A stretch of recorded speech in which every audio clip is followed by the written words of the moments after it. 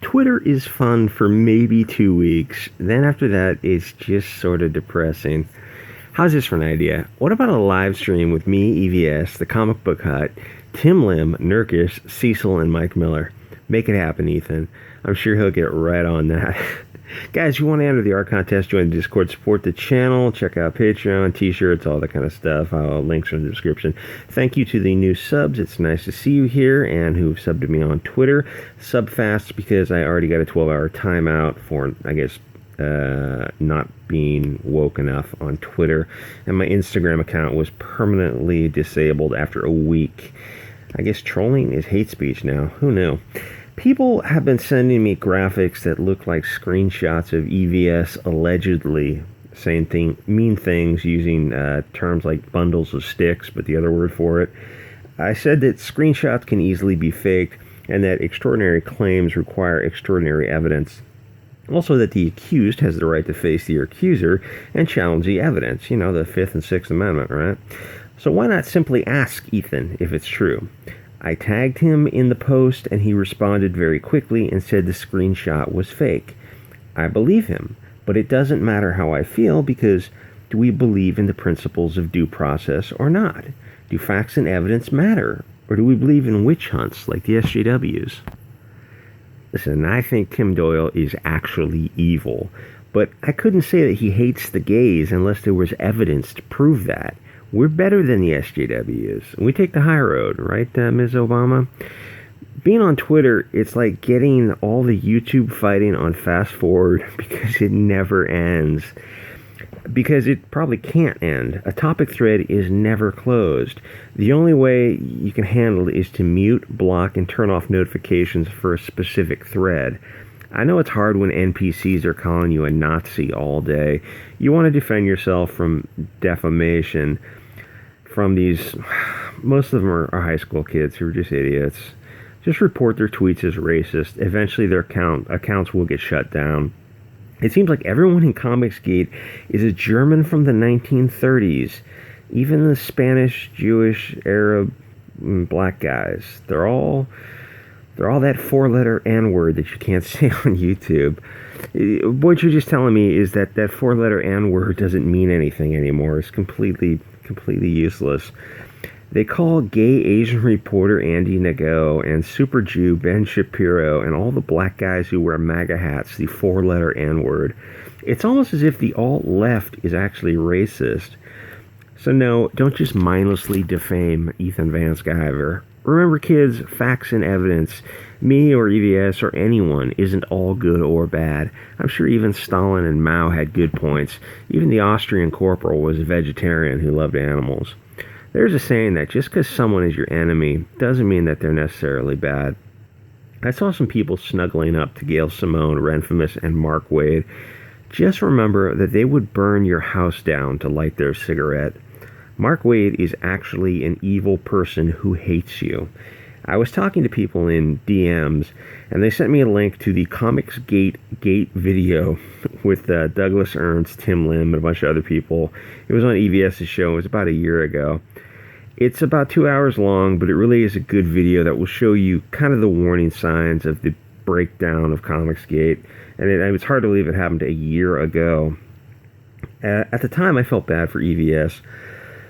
All these, dozens of people who were stabbing him in the back. Captain Cummings, Nurkish, Tim Lim, Douglas Ernst, Ben Henderson. But then it continued. You had Nasser, JDA, Doug Tennapel, Mike Miller, Edwin Boyette. War campaign for a while until they kissed and made up. And there were a few other people too. In retrospect, you can watch some of these old videos and the light finally dawns on you. Maybe everyone isn't stabbing you in the back. Maybe you're just running backwards, naked, through a cornfield. Your back hole was just asking for it. I saw a picture war campaign made. It had a dozen naked guys standing around a girl, except they had Doug Tennapel's face on the chick's face. That's the message. If you upset EVS, war campaign will call you a faggot and accuse you of sucking cock. Sorry for the language, but that's what's going on. But does Comicsgate hate the LGBT plus? I thought we were open to everyone, but SJWs. If you're gay or trans, you're welcome to join. You're welcome to join me at Comicsgate. And if you're any ethnicity or religious belief, I think 99% of us will have no problem with you. So I don't understand the gay hatred, why they use the homophobic terms as an insult. That seems kind of weird to me. And I'll be honest, the people on the left do that too, and it's really kind of odd. It's like either you respect gay rights or you don't. And if you're going to be, like, if someone consistently uses gay or fag as an insult, but they love gay people, okay, that's one thing, I understand it. But it's just kind of the hypocrisy of it. It's like rules for me and not for thee. It seems kind of weird. Keep in mind that I am not Doug Tennapel's biggest fan. He's pretty much the only one in Comicsgate who I can't really wrap my head around. And even, I call out EVS and War Campaign all the time, but at least I can understand War Campaign's motivation. I get where they're coming from, and they've got skin in the game, so I at least respect that they're having an argument. But Doug Tennapel, EVS helped that guy raise $40,000 in one 8-hour live stream, and then he kind of treated EVS like, I just don't understand that mentality of not thanking someone for helping you. I would be very grateful if someone helped me raise $40,000, or if someone helped me in any way. You don't have to raise $4. Is still cause for gratitude. Anyway, so I think the principles have to apply. When Mike Miller said pride is a sin, but calling people cocksuckers, that's okay. Well, it's either one or the other. Either it's blanket rules that apply to everyone, or we all get a pass. Listening to the show from a year ago, I forgot how long ago Captain Cummings tried to warn us. At the time, I mostly thought that Captain Cummings was insane. Not any longer. He was a prophet. Plus, he got his $40 back from B. Clay Moore. It's funny that being on YouTube has allowed me the opportunity to talk to a lot of the big names in Comicsgate in direct messages, Discord, and in emails. But the irony is that I don't care anymore. Comicsgate, it's kind of left me with a bad taste in my mouth. And it's left a lot of people with a bad taste in the mouth. The constant fighting. EVS is a minor problem. War Campaign is the bigger problem. And you can attack me for calling out War Campaign all you want, but I'm literally telling you that people have said, oh yeah, I've left Comicsgate because War Campaign just got to be too much. I'm not making those stories up. That's what people told me. Dozens of people have told me that.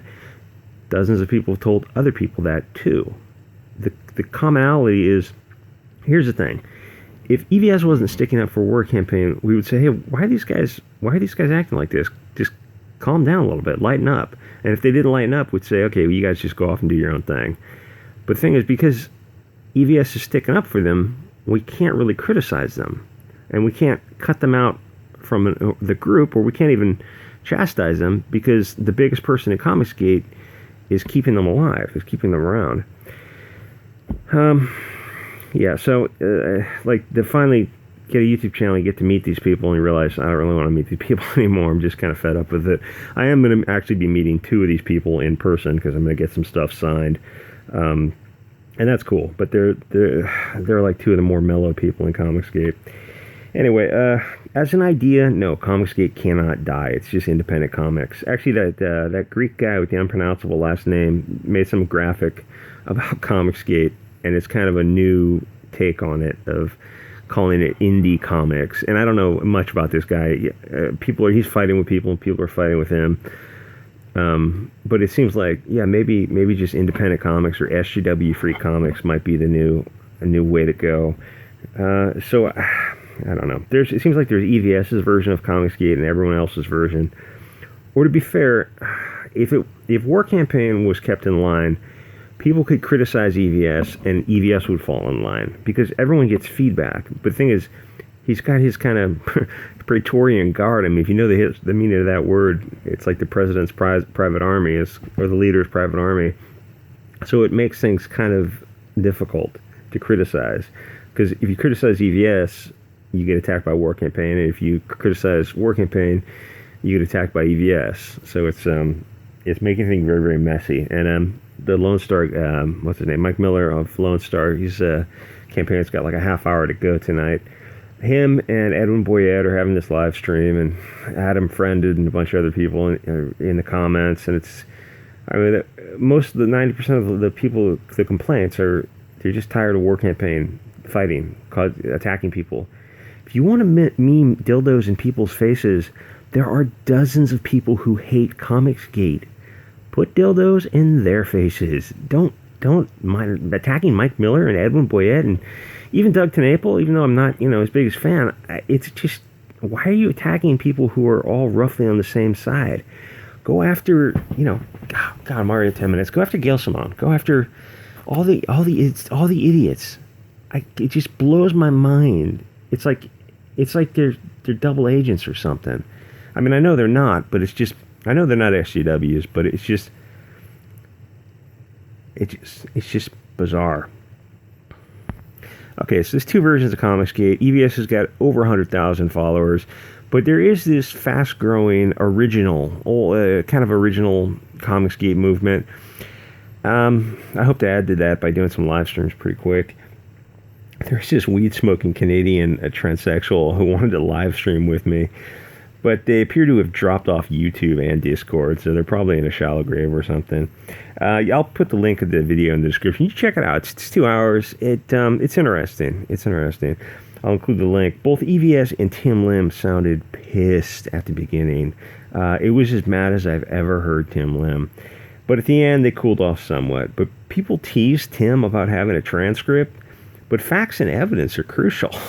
Why would we tease somebody for not wanting to be misrepresented and not wanting to misrepresent someone else's argument? Having a transcript, in retrospect, is a pretty smart idea. It seemed like it gave Tim the stronger argument, but who knows? I remember EVS said that he didn't want a Trump book in Comicsgate, but then he quickly backed down and he said he didn't control Comicsgate. So then why mention the issue at all? EVS didn't want Trump books in Comicsgate because he wanted to market Comicsgate to the widest mainstream audience, and I totally understand that. But then EVS put Bill Clinton in Cyberfrog, so which is it? What rules apply to him and not to you? I don't care what you put in comics, Trump or Bill Clinton. Doesn't bother me at all. All right, if you want to put SJW stuff in comics, fine, because you know what the bottom line is? Does it sell? Social Justice Warrior stuff does not sell, but Tim Lim's Bunny book and Cyberfrog sold very well. But because of this mild disagreement, War Campaign has been harassing Tim for a year. That's insane.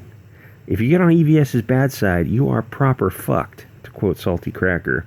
And to Tim's credit, he doesn't care that much because he has a day job. Comics and YouTube is just for fun. Plus, he's a doctor. He helps people. Well, I'm a doctor also, and I don't help anyone, but I'm not that kind of doctor. Anyway, this Marvel Zombie book, it is a cool idea ruined by freaking idiots. They cannot drop the blonde man bad identity politics even for one effing issue.